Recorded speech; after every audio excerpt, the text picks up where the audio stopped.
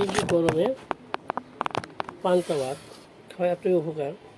আপনি যদি এই পান্তা ভাত যদি আপনি গরমের ভিতরে খান তো শরীর ঠান্ডা থাকে, আপনি সুন্দর ঘুমায় আরামে দুপুরের জন্যে আপনি ঘুমাতে পারবেন। এই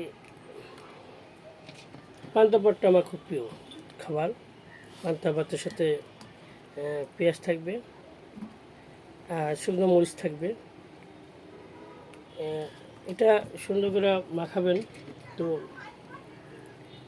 ভাতটা খেতেও খুব টেস্ট লাগে, খাওয়ার মতন। আমি খুবই পান্তা ভাতের সাথে শুকনো মরিচ খাওয়া খুবই পছন্দ। 8টা মরিচ নিচ্ছে, 8টা, এক প্লেটের সাথে 8টা মরিচ। আমি মানুষের নাম বলতে পারবো না যে আমার খুব অভাব, খেতে পারি না।